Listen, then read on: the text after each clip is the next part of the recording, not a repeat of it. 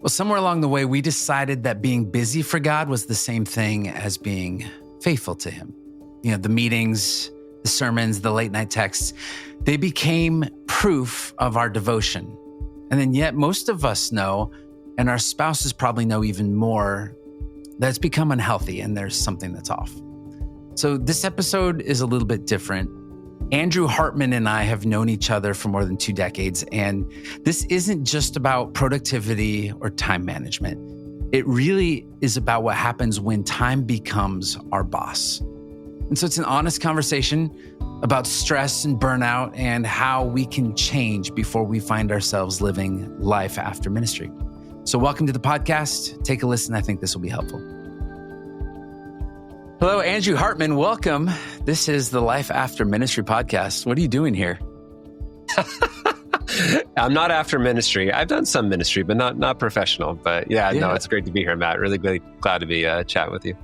Yeah, we connected a long time ago. We used to go to Biola way back in the day. Yes. And so I had some connections when I had a nickname that will never be named here on this podcast. Man, I'm so tempted to say it out loud now. It's okay. People should guess in your comments. People should guess in the comments. I love that. Yeah. So we've had some connection over the years. You are familiar with church space, nonprofit space. But we're really here to talk about this idea of burnout, time management. People in ministry are overwhelmed, and you are in a space right now that I think is a really great solution. I'm looking like we all have problems. Everyone has a problem, and we're looking for great solutions. And I think we're going to put all this together. So I want to start out with a little bit of your backstory of your relationship with stress and time. Yeah. How does that go? Take us back. Yeah. Those things can definitely be married sometimes.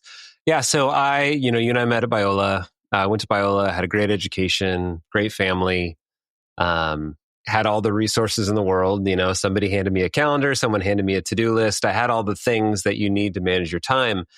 And I ended up in my first job, mid-20s, where I had so much more to do than time to do it, which I imagine most people listening to this call or this podcast, that's exactly where they're at.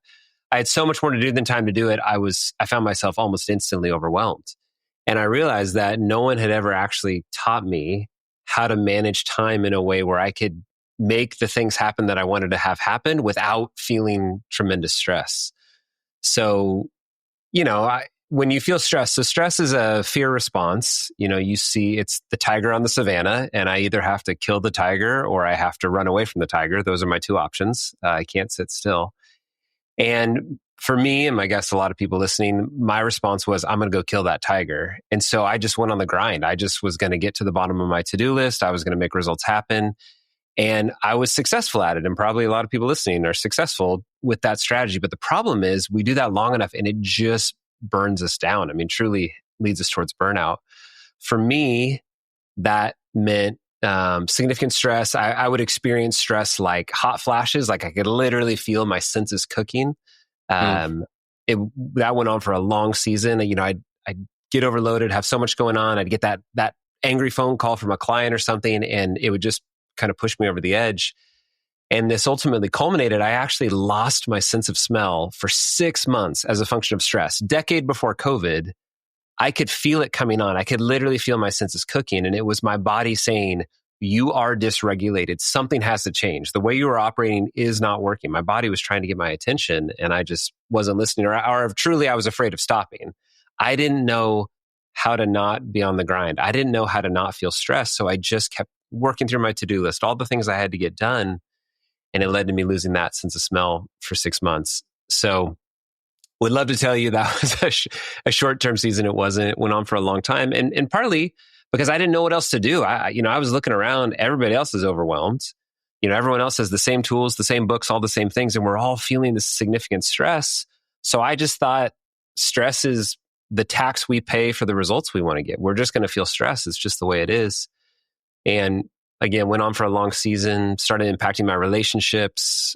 I'd be physically home with my family. I had little kids, a wife. I'd be physically home and just mentally anywhere else, emotionally anywhere else. Thinking about the emails I didn't reply to or the projects that I didn't get done, knowing as soon as everyone goes to bed, I'm just going to open up my laptop again and just keep working. Because again, it was fight or flight and I was going to fight. And that went on for a long time, staying up late, waking up early, skipping workouts, eating horribly, all the things. Eventually, so, it's impacting my relationships, it's impacting my health, like I mentioned, and eventually it came from my results. I just couldn't maintain it. Burnout is not a weakness. It is literally your body's declaring bankruptcy on however you're approaching your time. It's saying this isn't working. Like whatever we're doing is hopeless. We are not going to get out of this and we can't sustain it. And so our body literally subtracts motivation. That's what burnout is. And it requires literally just like a bankruptcy in finance, it requires a reorganization of how you are approaching the things you're responsible for before your body's like, yeah, this seems realistic. I feel like we can actually pull this off. So I burn out on a Thursday, call up my CEO, great man, really good leader. It was a self-inflicted wound. I burned myself out. It was not because of him. It was because of me. Call him up on a Thursday night. And I'm like, I'm out. I cannot do this. I can't keep going this way. Put everybody at risk, put myself at risk, put my family at risk, put our company at risk, put our clients at risk, everybody. Yeah. And because of how I was organizing and relating to stress, and really, if you think about it, it's not because at a very base level, it wasn't necessarily that I was afraid. It was that I cared very deeply. I really wanted the results. I cared about my contribution. I cared about what I was trying to get done. And my fear was if I don't keep operating this way, I'm not going to be able to contribute. I'm not going to get those things that I want. And so it caused me to take a step back and say, okay, I want to continue to contribute. I care about my results. I care about the outcomes that I'm trying to drive, but I cannot do it with this stress. It's got to be different. And so what that led me on a path was, looking around, like I said, everyone I knew was stressed. And it led me on a path to say, okay, I have got to figure this out for myself. And so it led to experiment after experiment after experiment, week after week after week, just making tiny adjustments, trying to figure out, can I get results without overwhelm? And eventually I solved it. And it was incredible. I mean, the peace that I felt, this deep sense of like focus and presence and the ability to show up and do incredibly great work and then shut it down at the end of the day and go home and be with my family and be with my community and be involved in my church, all the things. And then I could come back tomorrow and I could do it all over again. I had found what I call my highest sustainable pace. What is that pace that I could run at consistently without the burnout? And so I'd love to get into it, but that's really my story. It was born out of in tremendous pain, lots of loss, hurt. And it's my deep joy now to help people take a next step as it relates to their relationship with time. I think I'm struck because I obviously I knew where the conversation's going, but you just said I solved it. And that seems like either you're the most arrogant person alive or I think I look at this and think this is not something that can be solved. It's something to be managed. And I think we joke about time. Like I remember my dad used to say, like, I have so much to do before I die that at this point it's never going to happen. Right. Like, so we take this stuff on and maybe we just don't take it seriously enough that like, and maybe some people like they feel needed because they have so much to do. And what I thought was interesting just now too, is you also said your boss didn't do this to you. You did it to yourself. And I think when I was in ministry, I felt like the people did it to me. And when I came out of ministry, my life after ministry, I thought, well, now that I'm not in ministry, I'm not going to have that stress. I'm going to be able to get done and then I realized like, oh no, I'm not in ministry anymore. And I've done it to myself. Like I thought I even moved from California to Kentucky and I thought that would slow me down and it just seems like, and maybe is this part of this, like you said you solved it. Can we solve our time problem? Or is it something that would be managed? Because that's the piece, that's the paradigm, the duality that I thought maybe existed. Yeah. So to me, it's solvable. I think time is math, just like cash is math or money is math. And so there's two things at play. There's the amount of time I have and there's my expectations about that time. And so both of those, in my opinion, are solvable. There are, when I am presented with a problem, what do I do next? That to me is a solve. Doesn't mean it's fixed forever. No, it's an active relationship. I have a weekly planning meeting that I run every single week religiously, because I know if I run that weekly planning meeting, I will make progress on the things I need to make progress on, and I will experience significant peace. It's a habit I've created to solve the problem of more to do than time to do it. And so you may say, I mean, again, we might quibble on terms. You might say that's managing. I might say I solved it. But to me, when you have a solution to a problem, when the problem presents, I know what to do. Tylenol is a solution to a headache. That's a very, maybe that one might be a little controversial right now with where we are. Yeah. But again, does it mean that I solved headaches? I'm never going to have headaches again? No. But it means that I know what to do when the problem arises to help me take that next step. And I think that's really what Time Boss does. It simplifies time to a simple set of rules that anyone can repeat every single week, every single day.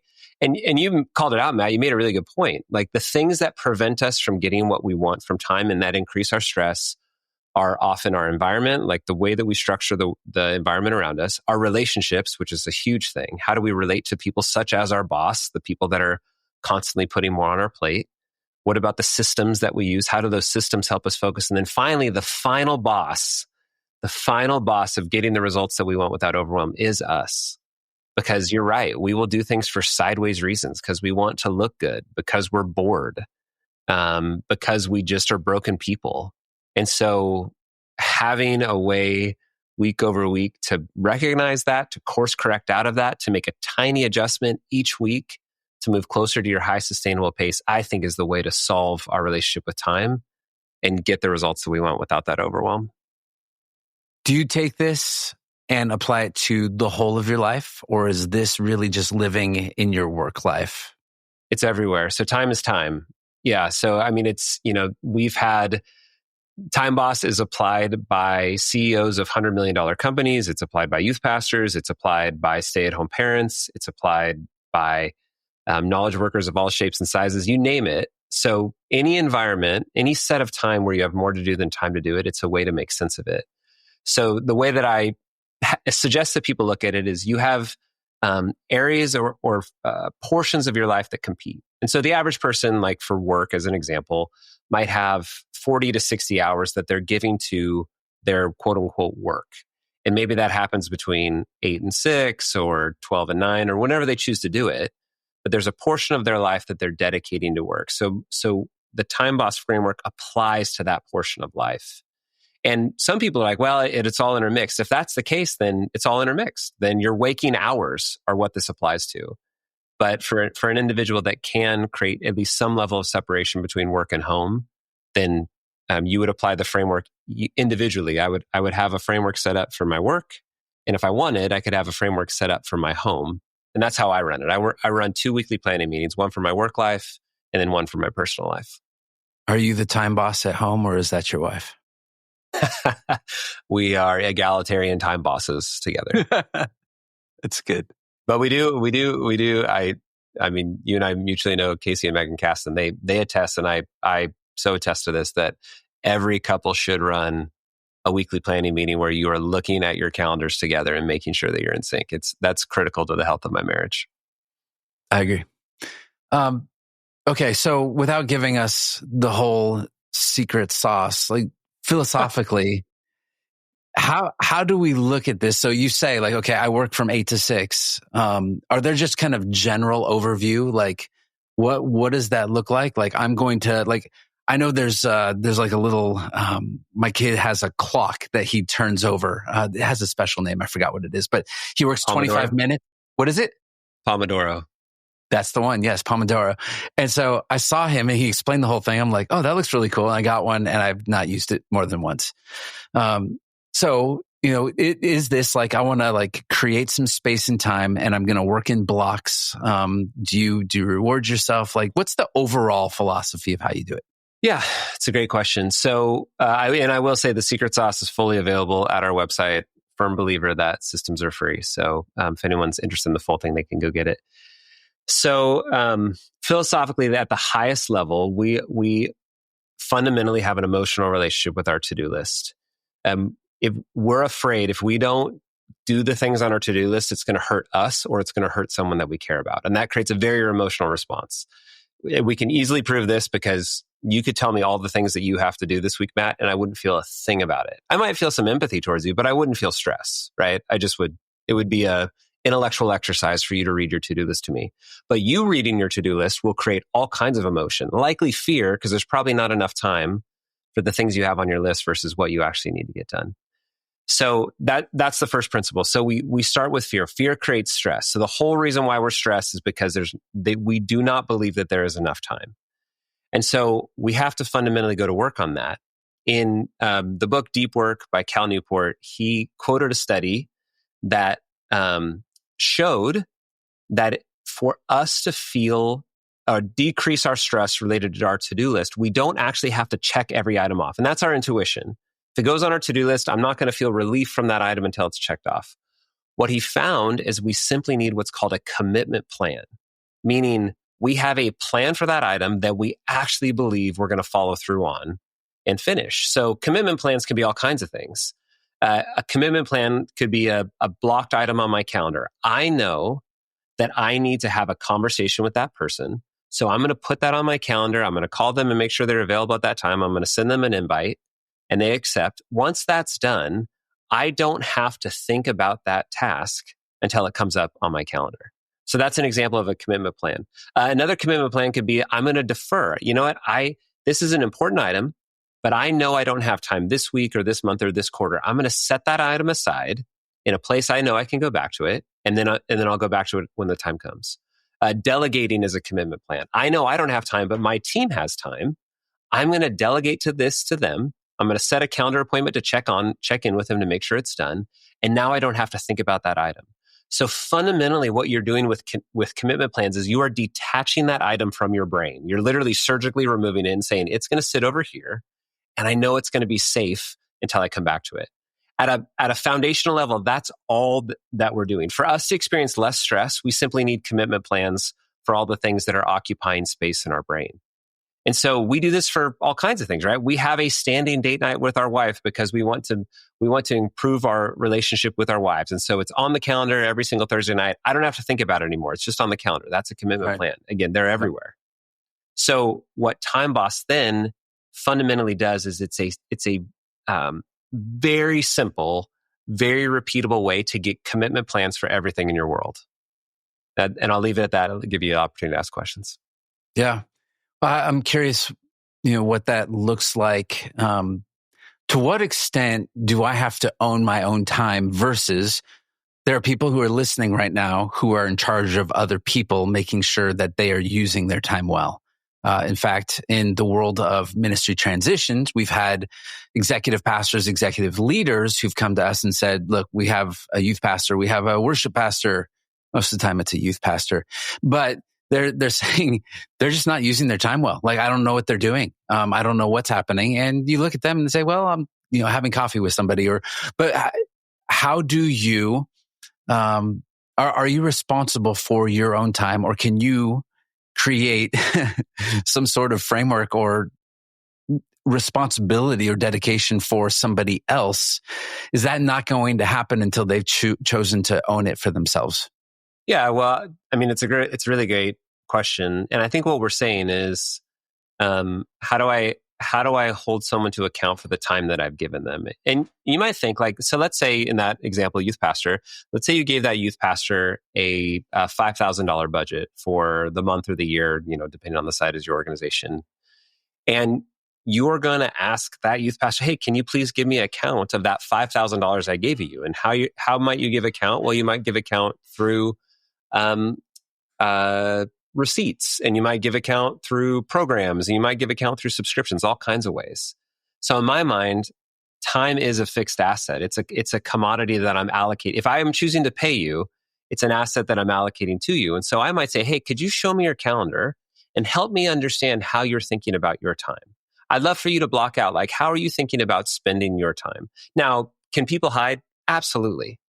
But at a bare minimum, you're going to get an expression of their goals and values via what they actually put on their calendar. Maybe it's coffees, maybe it's sermon prep, maybe it's going to a kid's sports game, whatever it is. but you're going to get a real sense for where that time is going. I think that's a very reasonable way for people that report to you that are on your team, for you to understand how they are using that time that you're allocating to them, literally because you're paying them. You're just asking them to give account for that time. Yeah. So how do you deliver this? Is this one-on-one coaching? Do you have a course? Do you work with groups? Yeah, so we do workshops for teams, and that can vary from as small as 5, as big as you name it. We run workshops at that level. For leadership and management teams, we'll often lead a coaching group where we'll help them learn the framework together and then drive that framework through the organization. As I mentioned earlier, the framework's really simple. You can learn it in a morning. The challenge is working through the friction of change. Our relationship with time is a set of habits, whether we know it or not. Everything we do related to time is a set of habits. And so to change habits, it's just like changing any other habit. It just takes work. And so the coaching groups help people do that. We also do one-on-one coaching for those that need some additional, very specific support. I call that disarming the bomb, where they have to continue delivering results, but they know it's not sustainable. And so we have to help them both continue to deliver and work through changing out the back end so they don't experience that stress. And then we also have a digital course that handholds someone through the process and includes a community aspect that helps them learn it within community. As the time boss himself, do you ever have times, can you be honest about that? Like where your time gets away from you and out of control? Yeah. I don't think time ever gets out of control, but I do think my stress gets away from me, where I feel stress or overwhelm related to the sheer amount of things coming at me. So for me, stress is the canary in the coal mine that's something sideways. Because again, I don't think that stress is a requirement to get the life that we want. Now, stress is always going to be there. The very fact that you and I are maintaining eye contact and on this call is a function of stress. Stress makes us care. It's when stress goes over the top of the curve to distress. That's what I care about. So when I feel distress, that's the canary in the coal mine that I need to roll back into my system and get clarity. So if I know like there's just more to do than I have time to do it, I need to just pause a quick break, hour or less. I mean, the Time Boss framework in an hour or less gives you clarity and commitment to your schedule, helps you deal with what fits and what doesn't fit. And so it's just the system I go back to. So absolutely, I feel it. But like I said, it's like Tylenol to a headache. My solve is this framework. It's the way I get clarity and commitment to my calendar. And then I move forward again, fully present, fully in. I know this is the thing I need to be working on right now. I've dealt with the things that don't fit. So it's not going to feel like the house is still on fire. I've dealt with that fire. And I just make it happen. For the leader who's listening right now, who's feeling the distress, who's feeling the overwhelm, they've lost their sense of smell, or maybe even their sense of themselves. You can get lost in some of that. What does life look like on the other side? What's the promised land picture feel like and look like for you? Yeah, to me, it's our life is a endless series of right now. Like this moment, this is all we have. Like you and I right now, like it's this, and we often live in this time machine of the past of regret of the things we didn't do, or we fear future pain that's coming for us. And we miss out on this moment. And I think what Time Boss fundamentally gives you back and even let me go a step further. When you get your relationship with time right, and you have a system that you can trust to hold the things for you, so you don't have to hold them all in your head, you get now back. You get a powerful presence right now, fully present to the person in front of you, fully present to that task in front of you that you want to pour your heart into, fully present to just laying in bed and not having that worry in your head. It's all those things that you get back. You get back now. And that you get a fundamental belief that there is enough time and there will be enough time for those things that you care about. And it's priceless, honestly. Yeah. My sense is that we might have more stress about this and anxiety about this than we think. We've just lived with it for so long that we've just become accustomed to that level. And I think there's hope. And I think the reason why I think this is important for the audience that we have is I think that sometimes when we get too crunched, too stressed, we start to, we're dropping the ball relationally with people that we care about. They feel uncared for. We start to make stupid decisions that get us in trouble. that stress is not good for us. And so I think that that's incredibly helpful, especially for people who it feels like the job is never finished. Like there's always something, you're always on call. Your time is not your own. We're talking about Doug Fields. Can you give us the reflection of what was Doug Fields, famous youth pastor from Saddleback back in the day? He longed to be something other than a youth pastor. He longed to be a garbage collector. He's like, just give me a job that I can go home at the end of the day and I don't have to think about it. It's done. The truck's not coming for me when I'm home. I am home and I will be back at it tomorrow when I need to be. Yeah. And so the hope is for everyone who's listening is you don't have to become a trash truck driver. You can stay in your spot and not have your time running you, but you can actually run your time. And our hope is that can be helpful. Hey, how do people find out more about what you're doing, connect with you, bring you in, and have you heal an entire team of folks who are stressed with their time? It is so powerful. I mean, just to call it out, Matt, it is so powerful when a team gets this together. The way that we operate time and team is often like a nuclear arms race, and we just keep ramping up. And so it really is powerful to have the conversation together. For people to get connected, they can go to timeboss.us. If you just Google Time Boss, you'll find us. We have the one thing I'd recommend people checking out. We have a free 90-minute masterclass, which is the whole model, start to finish. We walk you through it step by step. So if you're curious, please go get it. If you're a self-implementer, you can literally self-implement and roll. If you watch that and you have a vision for how you might want to lead your time or how you want your team to lead your time and you'd like to talk further, I'd be happy to chat about ways that we could get involved with that. But again, everything there is on the site. It's free. Would love for anyone listening to go get it. Yeah. And the side note, pull the curtain back behind the scenes a little bit.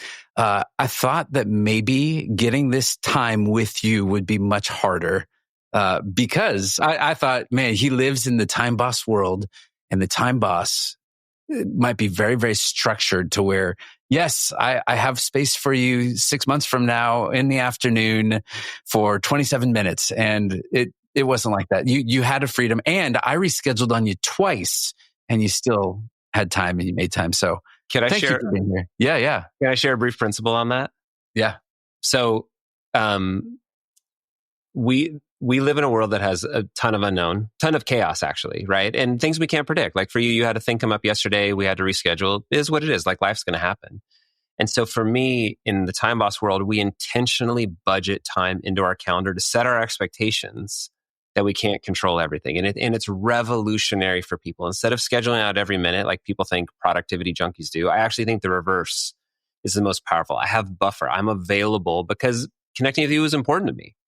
And so I could have said like, hey, it's going to be a couple weeks, but it was important. I wanted to get back on the calendar. So I had literally buffer time in my calendar today where I could say yes to you, to something that I care about and move on it very, very quickly. So again, like, simple practices like that change the way we relate to time can make all the difference in the world. So I'm glad you experienced the benefit of that, Matt. It really makes me happy. And I feel loved. So thank you for doing that. I'm glad we had this time. Me too. And I hope that it's helpful for somebody. So thanks for coming on. I appreciate you being here on the Life After Ministry podcast. Thanks for having me, Matt. I love the conversation.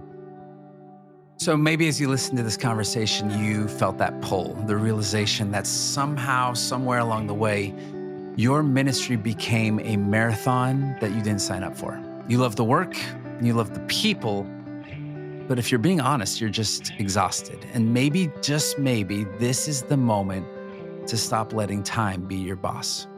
So if you're walking through burnout or transition, or you're just trying to find a healthier pace, I encourage you to engage with Andrew, get your whole team involved. Go to timeboss.us. If you're at the point where you need to make a transition, or there's somebody on your team and they're really at the point of transition and needing a new season, then we feel free to reach out to us at ministrytransitions.com.